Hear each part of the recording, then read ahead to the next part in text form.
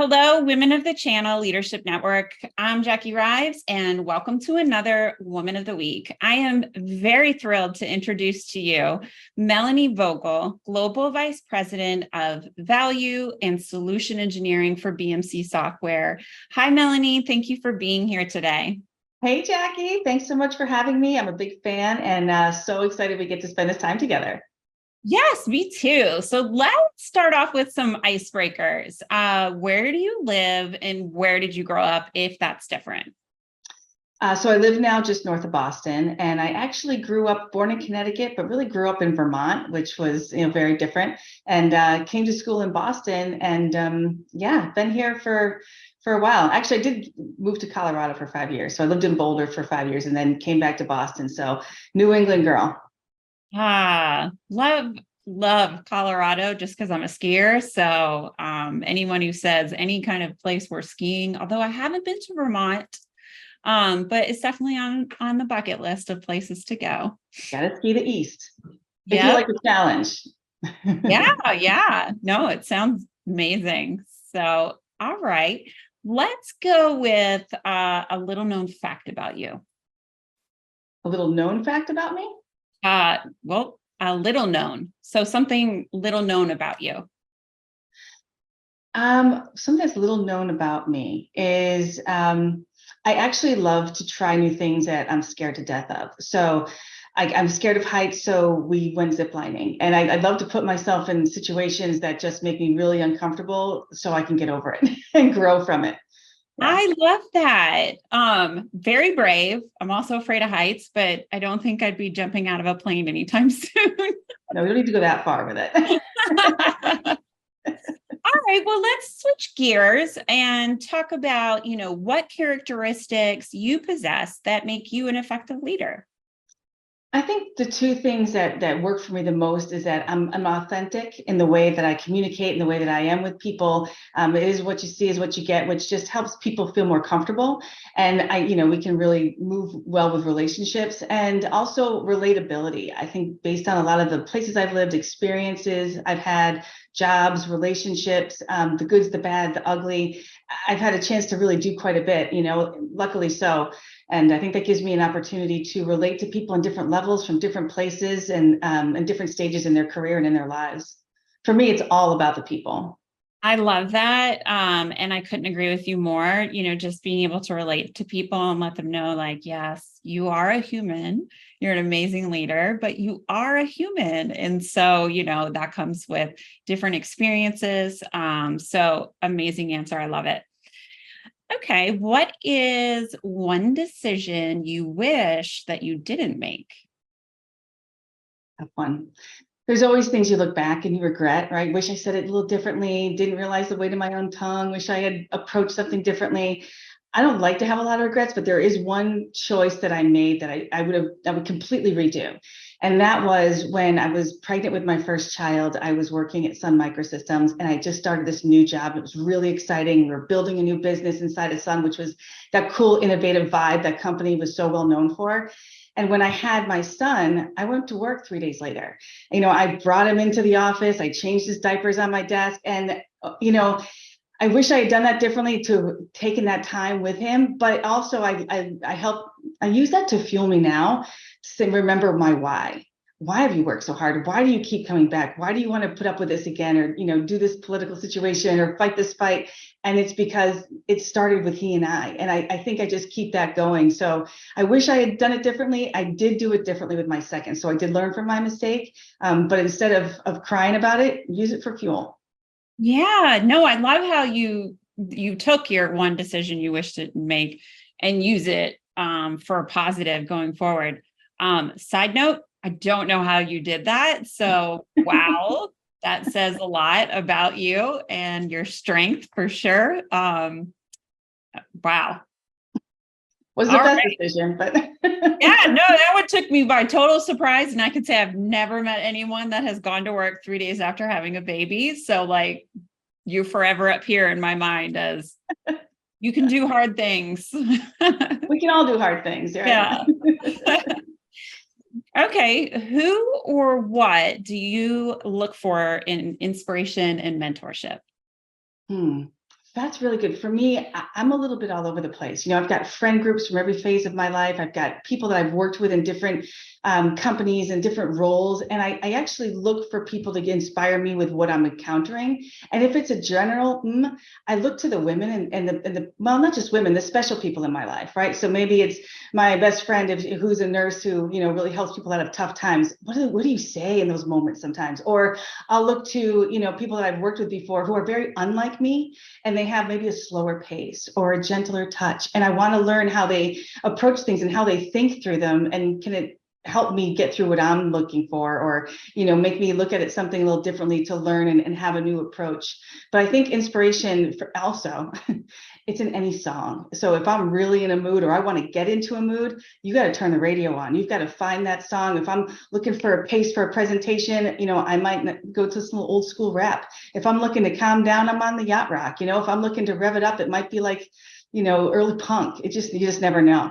But lyrics and music do it all the time.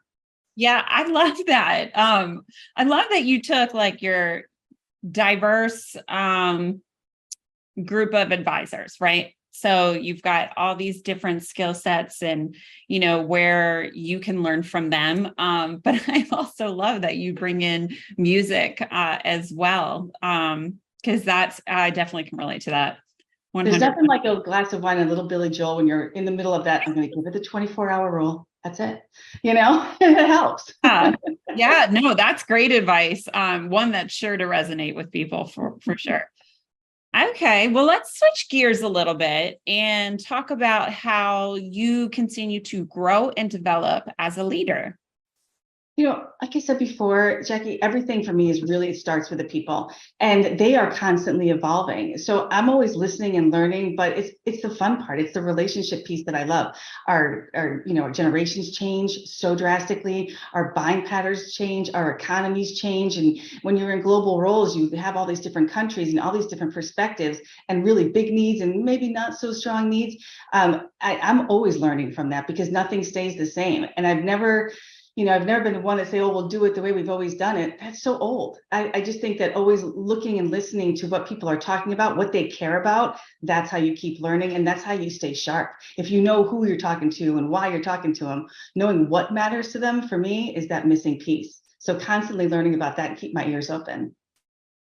I love that you said that. Just that learning is so important. I know for me, just because we talked earlier that I have some older daughters who are, in their 20s. And I love the relationship we have now and everything that I'm learning from them.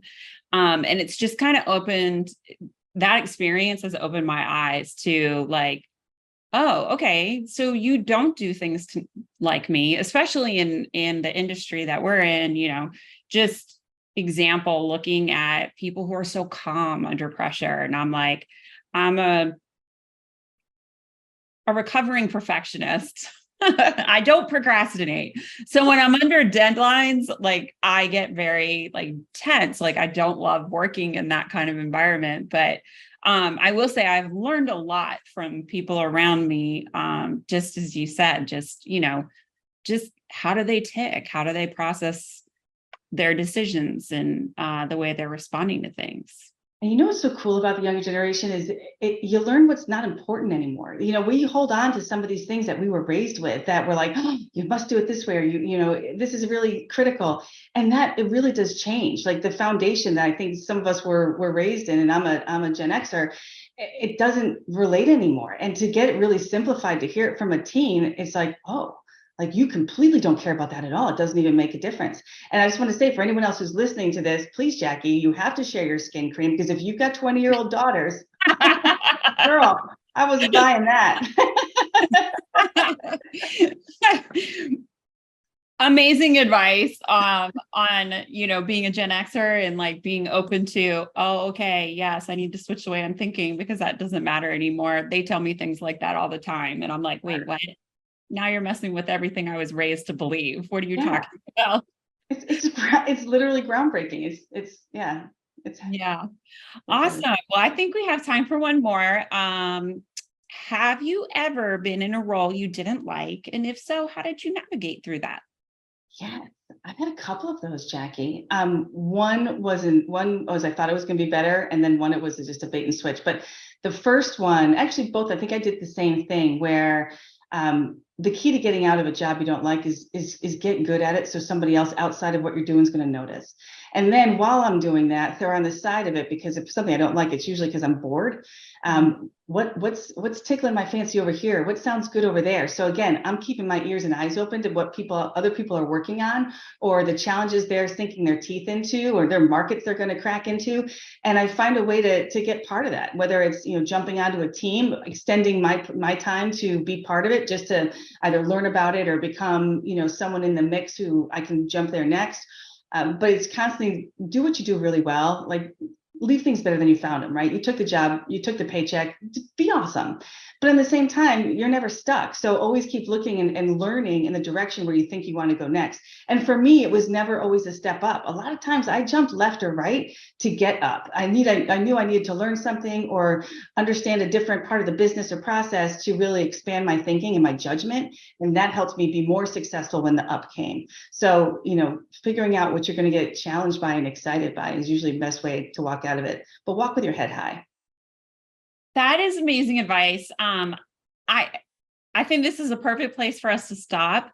I especially love that you said, look left and right. It's not always going up, because left and right might help you get to that next, wherever it is that you're driving towards. So just great advice for people. So thank you for sharing that.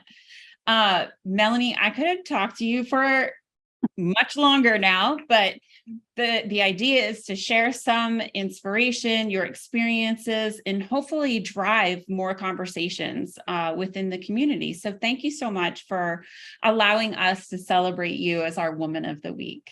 Thanks so much. I'm honored, Jackie. It's been so much fun. I can't wait to see you at your next event. Really love it. Thank you. Yes, me too. Me too. All right, ladies. Happy Wednesday. We'll see you next time.